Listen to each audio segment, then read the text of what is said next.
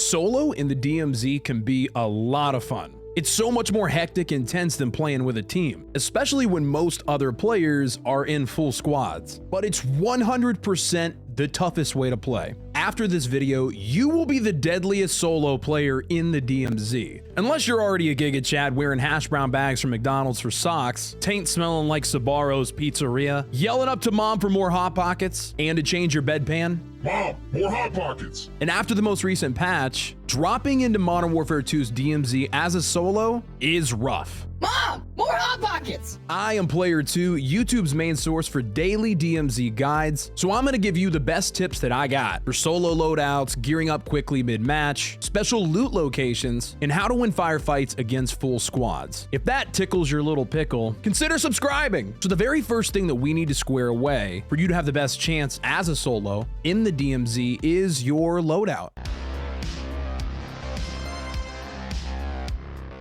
The weapons and items that you bring with you into a raid need to be taken seriously. I see so many players overlooking tacticals, field upgrades, and other things that you wouldn't use necessarily in other Call of Duty game modes, but make a massive difference in the DMZ. Weapons-wise, your two major focuses should be on range and mag capacity. If you're going in solo, the biggest problem is getting downed. If you get downed in a squad, your teammates still have the opportunity to come pick you up. Solos don't have that luxury, as I'm sure you've already learned. If you get downed, you're done. You just lost your loadout, all your gear, and any items that may have been in your backpack. And that gets frustrating pretty quickly, especially when you have missions you're trying to get done that you now have to restart. Self-revives will be key, and we'll talk more about my tactics with that in a second, but you can't count on always having them equipped. So your best ally is range, keeping some distance between you and enemy players and AI. I typically run something like an EBR because it's semi-automatic and I'm a terrible shot, but a sniper or marksman rifle is imperative in this game mode. Most of the play area in the DMZ is wide open. Before you head into a POI or a loot spot, you can pick off most of the AI or enemy players at range. The AI in the DMZ are no joke. Your toughest encounters will absolutely be with other players, but enemy AI will encompass most of your interactions in this game mode, and then quickly swarm on your position and tap pretty hard. So being able to counter them with range is your first defense. Secondarily, I usually run an LMG, which once again is a weapon class I usually don't play with much in any other Call of Duty game mode, but having a hard punching gun with a mag size of like 75 rounds is a major positive. In most of the areas that you need to get to, they're heavily armored enemy AI that, if you're running an AR, will often take an entire magazine to down. With multiple enemies swarming you, it's easy to die while reloading. With an LMG, you can take down potentially 3 or more targets without even needing to reload. My personal favorite is the RAL. Now, LMGs are relatively easy to find in crates and weapon lockers and then stash in your contraband weapons, so I prefer to use my insurance slot on a marksman or sniper rifle. That way I can kit it out with my preferred scope and attachments and then run random contraband LMGs for my secondary. But I've also died a lot to vehicles, full of enemy players that roll up on me when I'm solo. So if you have a medium or large backpack, it comes with an additional third weapon slot. Dabbling with a tertiary of a launcher like an RPG is worth messing around with too, basically making you a one-man army. Now, your lethals, tacticals, and field upgrades are really more based on your preference. But tacticals wise, I usually end up rolling with either the shock stick or a stim. The shock stick is great for delaying advances of players and enemy AI, and even works on bosses like the Juggernaut. But the stim gets you back to full health faster, which when it comes down to it, that's what ends up saving your ass in most situations, especially in encounters with the insane amount of AI at POIs and strongholds. I've also seen many people vouching for the spotter scope. I've used it, but I haven't played with it much myself, so I don't really have a strong opinion on it. For lethals, the Semtex is your best option because it has multiple uses in the DMZ. You can stick them on vehicles, players, riot shield enemies, and even bosses. Plus you can hold 2 at one time to give you more damage output. With the shield guys, if you don't stick it to their shield, it won't kill them. And even sometimes when you do stick it to the shield, it doesn't kill them. So if you run out of throwables, what I like to do is peek around the corner till I see their hand holding their gun, hitting that that will stagger them, making them an easy kill. For your field upgrade, I'm conflicted between the recon drone and the deployable cover, actually. The recon drone is great for solo because you can go and scout ahead and mark any enemies along the way so that you know exactly what you're up against, but the deployable cover has honestly been such a lifesaver when solo, or in a team when my whole squad's downed. Most of the time that I've died while solo in the DMZ hasn't even been to other players. It's been to that damn AI.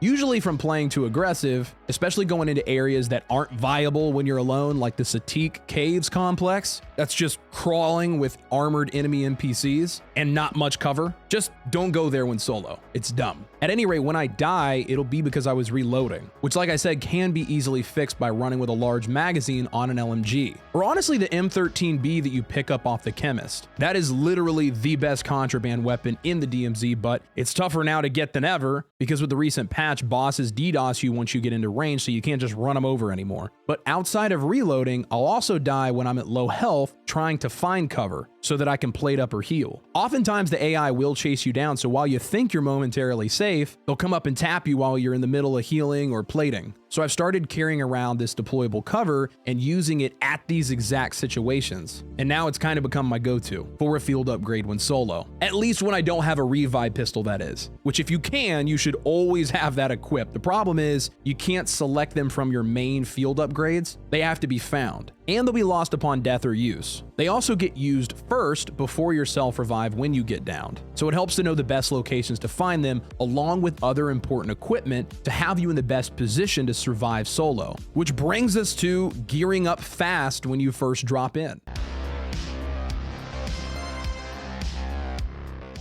So you got your solo loadout all ready for dropping in. But before you go and try to complete faction missions, weapon cases, contracts, storm strongholds, really anything with risk, you need to kit yourself up. Outside of your weapons, tacticals, lethals, and field upgrades, you still have your plate carrier, gas mask slot, your kill streak, and your self-revive. But upgrading your backpack to a medium or preferably a large will have massive bonuses for solo too, that I don't think most people are doing. Undoubtedly, the best place to hit and get all these items quickly, including self-revive pistols, is ammo depots. They're marked on your tac map with ammo symbols. Some of them are smaller and less equipped than others, and some are completely out in the open. The best ones for gear that I've found is the enclosed rectangular shaped ones. They seem to have the most loot and are much easier to get rid of the AI inside. I usually start at the top and then work my way down. In the office on the second floor that has a duffel bag, those often spawn rare keys, but after that, all throughout can spawn plate carriers, gas masks, rarely kill streaks, and self-revive kits as well as backpacks. Now, if you're running solo, it is a necessity to have a 3-plate carrier. That is the one thing that if you don't have equipped, I would recommend that you need to keep searching for before you do anything serious. This is your best defensive item you have to keep you from getting downed. So if you don't find one, head to the next ammo depot. The gas mask is important, but not really a necessity, unless you're planning on heading into the radiation zone for a mission, although you never know how the end of your match is going to play out. You could end up fighting against the expanding radiation, trying to make it to an exfil, and dying from the radiation is a pretty bullshit way to end it. So I personally don't get into any deep gameplay without it. Kill streaks are tough. They are extremely valuable, making them spawn pretty rarely. So the only way I was usually able to get them is from buy stations. The cost is $12,000, which isn't super hard to obtain, but can be while we're in the gearing up phase. This is something as a solo player that you need to have, but it's going to have to come after you have everything else, when you're able to go out and complete objectives. Now, self-revives, I place the heaviest emphasis on. Just like the 3-plate carrier, if you don't have one, don't go into anything risky until you do. Getting downed and then just crawling around contemplating what you did wrong till you eventually give up and exit the match sucks. So I go a step further. You can actually store more than one self-revive kit at one time in your backpack, and any that are in your inventory will be bumped up to the active slot when you use one. So honestly, carry a couple if you can. Loot is great and you're going to need it to complete missions and unlock new things, but the whole match is a wash if you get downed without a self-revive. Often I will use more than one in the middle of a match. So if you find one in an ammo depot, move on, but continue to check every first aid container you come across. You can find find them in most bathrooms around Al Mazrah, and they'll likely have self-revives inside them, as well as rarely spawning a revive pistol. Now, backpacks, in my opinion, are the most important items in the DMZ. Everyone's using them to store loot,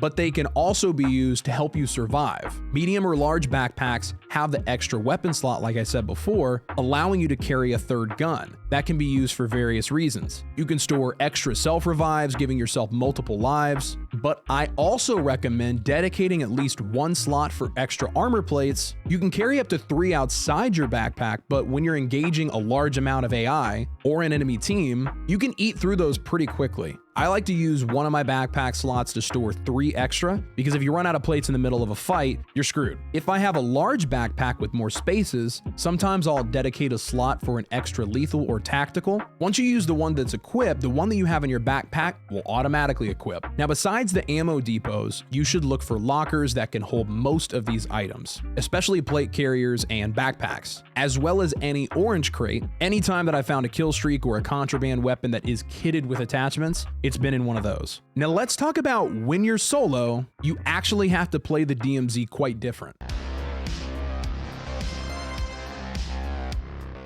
Solos in the DMZ cannot play like squads. The biggest mistake that I see getting most players killed, including myself, is being aggressive, engaging every player that they see, rushing strongholds and heavily guarded POIs. This doesn't work, at least not if you want to keep all the gear that we just got. So take it slow. Even when you're fully kitted, it's very easy to get overwhelmed by the AI. Planning your routes when on the ground, not going across large areas with no cover without a vehicle, and taking your time when clearing strongholds is imperative. When you drop in, you have 25 minutes. This is plenty of time to complete whatever faction missions or objectives that you have. Utilizing vehicles not only gets you around faster,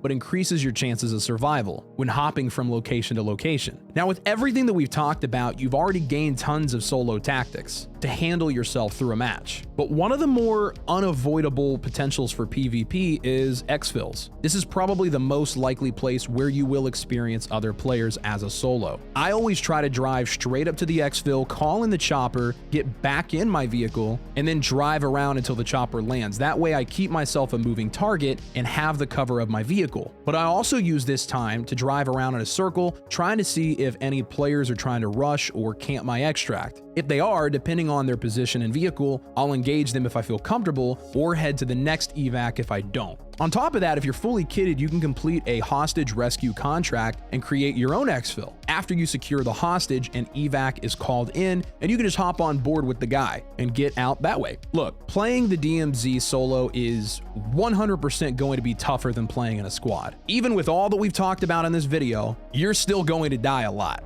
But I honestly feel like this is the way the game was meant to be played. It's just so much more tense and fun. I would really like to see Infinity Ward add a solo-only queue. And if you agree or you have any other solo tips that I didn't mention, let me know down in the comments below after you subscribe. Then check out this new video showing you the best ways to get all the keys in the DMZ. See you there, fuckers!